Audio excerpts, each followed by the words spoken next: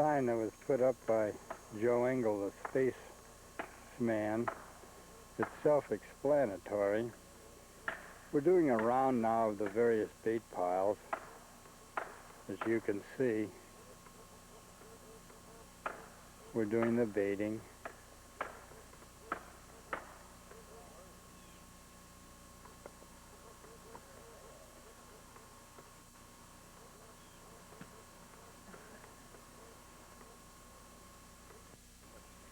This is one of the outdoor writers that's here. He's preparing his stand for this evening.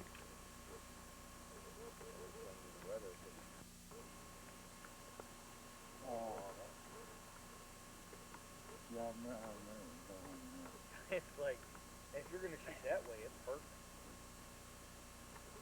Like I said, Eric. This is the blind that I'll be sitting in tonight. We do a little camera work here, perhaps. They tell me there's a lot of turkeys come into this section. I have some reservations about shooting a deer here tonight because I'm leaving early in the morning. I have reservations about his capabilities of shooting a deer. You got some points there. Yes. The first night I was here, I shot a deer. Uh-huh. Did you ever find the arrow? Did you? One of the first blinds I ever sat in when I was out in 2 years ago. Just a gorgeous thing. Give you an idea how well they prepared this area. This is a shot of the runways that are on the area.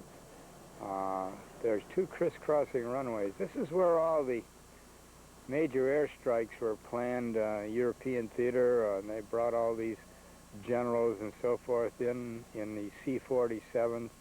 And the security, of course, was perfect.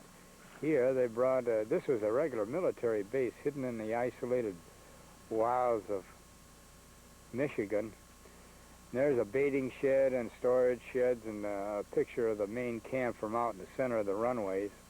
Just want to give you an idea of the scope of this area. These runways are 2,400 feet long, and of course they're in a state of disrepair right now. But in the old days they were pretty slick because they brought some pretty important men in here. Curtis LeMay, who was the head of the Air Force, was part of this setup.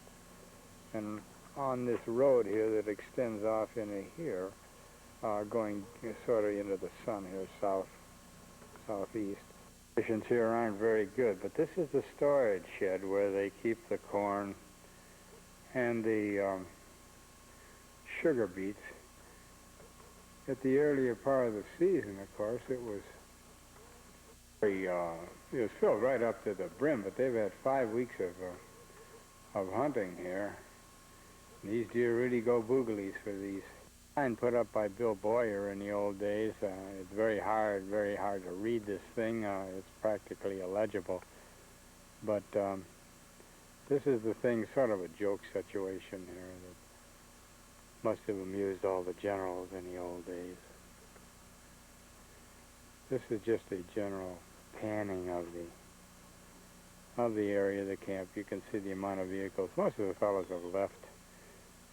We're kind of the last of the Mohicans here. This is there's a bunkhouse there on the end that houses 4 guys. Very Spartan setup on the outside here. And in the distance over there is the main cabin, and I'll take some close-up pictures there a little bit. This is a sign, another historical thing. It's symbolic of the fun and frolic that the fellows had in the old days. You notice that it reads down here in the bottom, Grousehaven, 1989 is the last hunt. It's a very sad situation that this entire tract is going to be chopped up and dissolved. It's a 125-acre minimum now, and it's progress, but it won't be.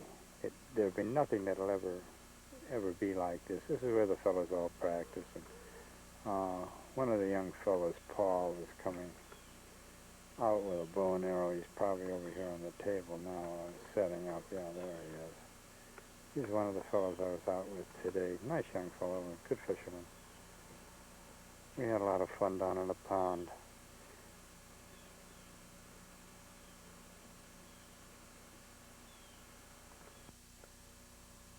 Who did all the goodies for us? There you go. There's our famous guide and elk hunter and everything else. You probably just came back from the pond early because you knew lunch was about ready, didn't you? Yeah, I'm not going to miss a single meal. In fact, I think I could feel 3 or 4 pounds extra right now. That's Okay, good. Nobody's thanks. supposed to go home hungry, so. You bet. Thanks, Chris.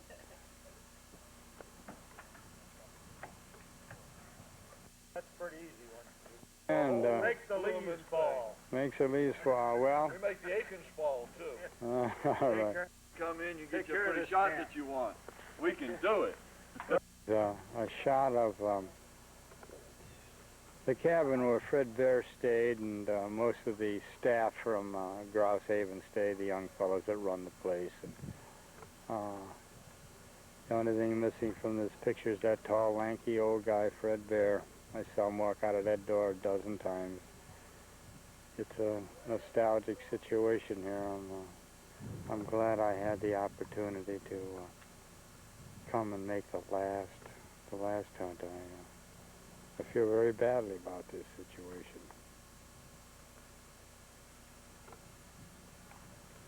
Shot of the main lodge. There's a picture of one of the 2 bedrooms that I stayed in over these years.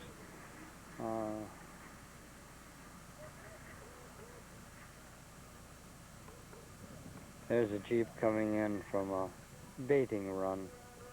The boys doing some preparation runs. Some of the fellows shooting, and one of the Jeeps, somebody left the ignition key on all night, and I think they're going to have a little trouble. You can see the massiveness of this baiting operation. They're baiting some 36 baits here. You can hear the levity in the guys' Put it 4-wheel drive.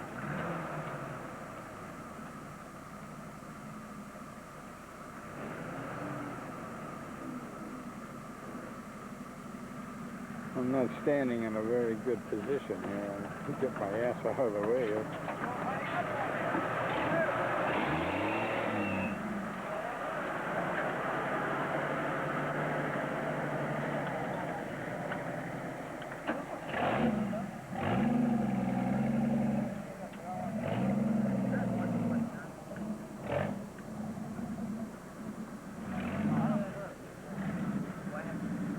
That this camera takes sound. I know. So I've got to play this back before little children and everything. Okay, well, Don, you don't have to be afraid to show this picture to little children or old ladies at church, because old Bud is a clean-cut old boy. Yeah, you're one of the old boys. You're the guy who told me that the difference between the rednecks and the old what was it?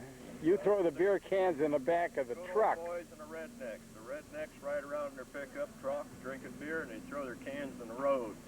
And the good old boys, they do the same thing, but they throw the cans in the back of the truck. Well, you were a lot of help to me up here on this hunt, and I certainly appreciate it. You're kind of a guy I can really relate to. It's been a pleasure having you, Don, and I tell you, you're one of my kind of guys.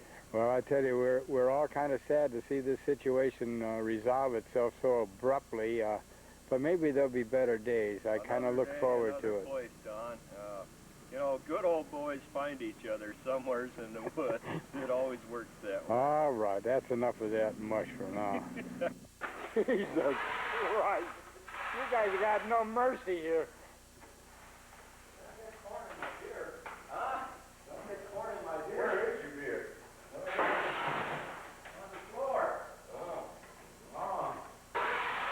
I could suggest a new method for you. Why don't you guys cut a hole over in the back end of that Jeep and just fill it up and just shake it loose as you drive by? Throw it away where you can see the shovel in it. You'd lose a dozen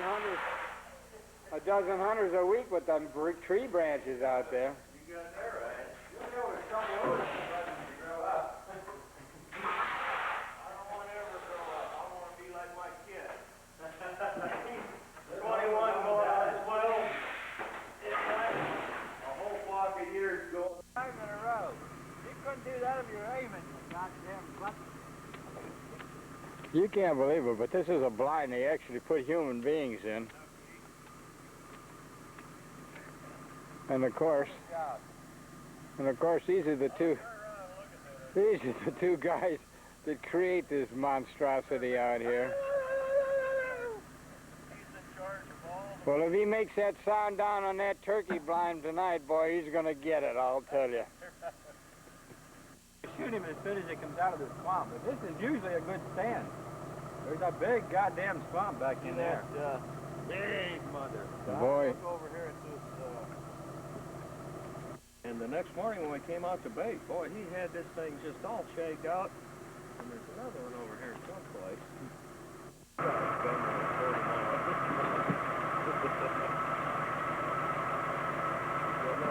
I should get some sort of a reward, for Christ's sake, when they see these stands I stood in.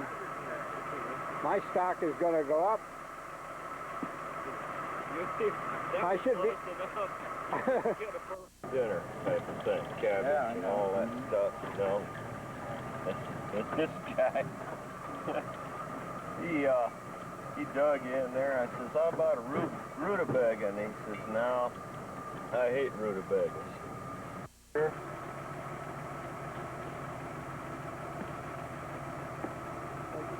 Turkey up here. Really? Man, a camera, a bunch of corn, piece of wood to look at, tell him a few stories. You got a rutabaga. He's just happy as a skunk. I believe corn shows up better going by the lens, though. I just hope you're better at throwing that shit than you are in driving this Jeep. So this is a film for young children, you told me. What'd I say? Jeep? You said throwing shit. Oh. And we all heard. Yeah. We got you on national television, or you.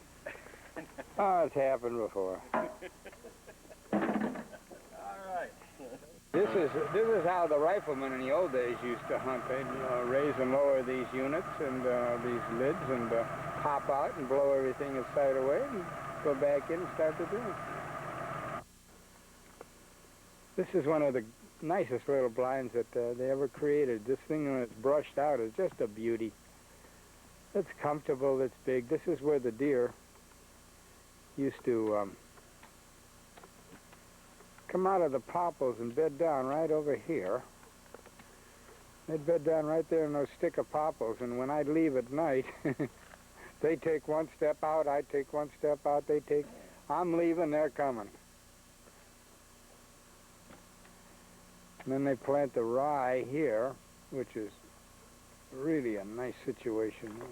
I saw turkeys out of this stand, everything. Okay, this is another one of those master blinds. You can't believe it, but actually people do crawl up on them and risk their life and limb in pursuit of the wily whitetail.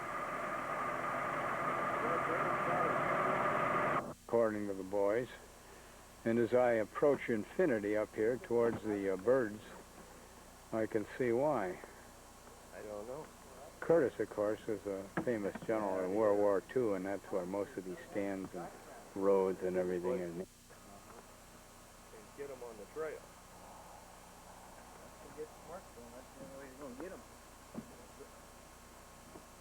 I don't like these stands that sit out in the open without any cover. That makes me nervous as dickens.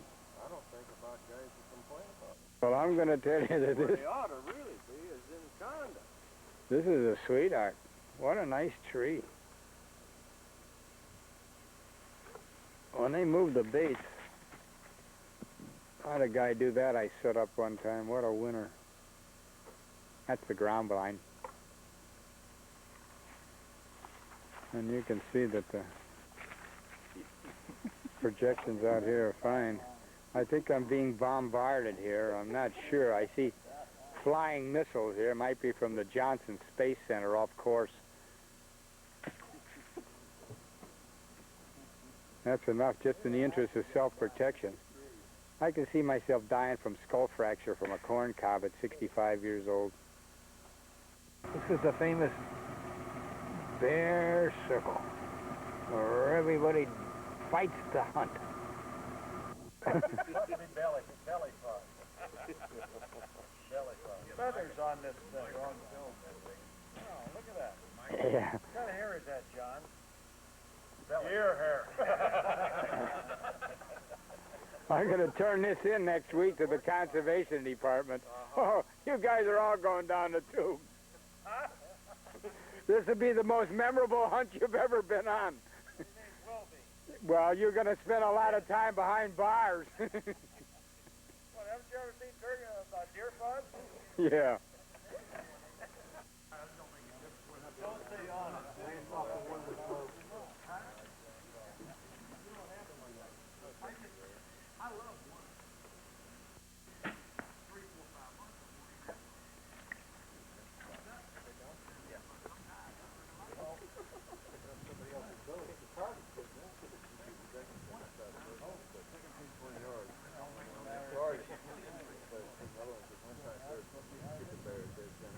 Guys are pretty good shots up there.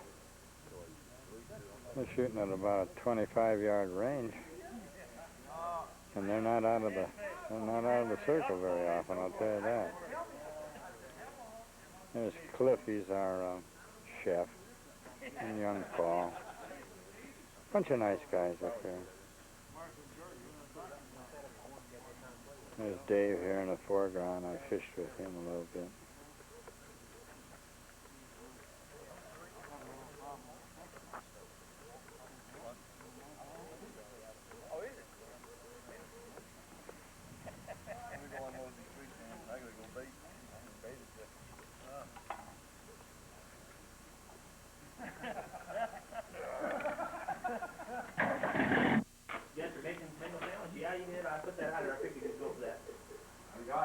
This is one of the typical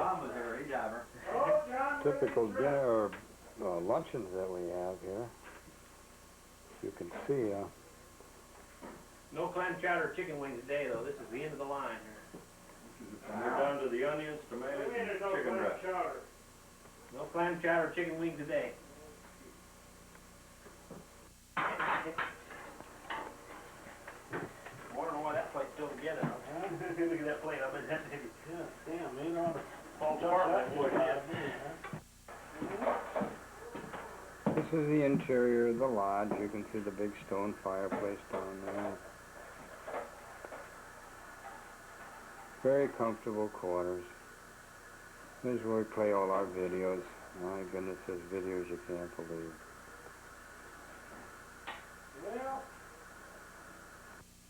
Here's the bedroom that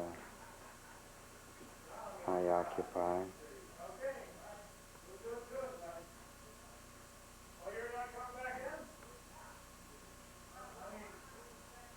I don't have to tell you who that is.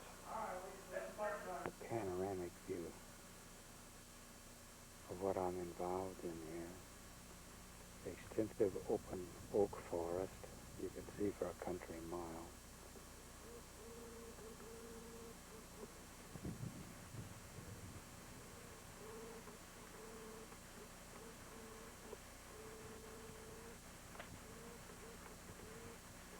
And down here is the bait pile.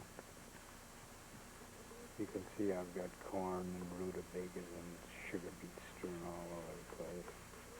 The boys do a pretty good job of baiting. They tell me this is a hell of a turkey blind, so I'm kind of hoping that maybe we see some turkey this afternoon before the light goes too bad. Beautiful open country. Boy, you can see forever and ever and ever.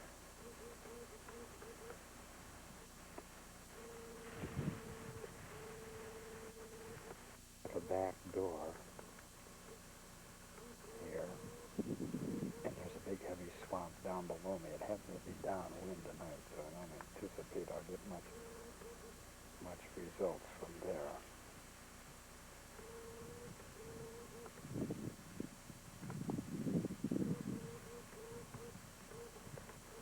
I've got most of my gear in the trees. You can see there's my backpack and knapsack. There's two nice little seats here to sit on, one facing either direction. These are my equipment, my arrows and my tracking device. You see I'm pretty well set up here. Just in case I need a release, why I've got that little rascal here.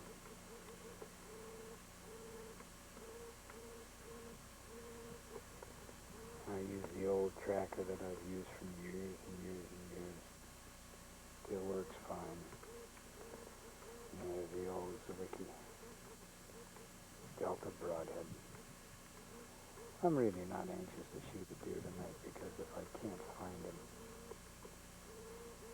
I'm going to have a hell of a time. I leave at 9 o'clock in the morning. But we'll see what happens.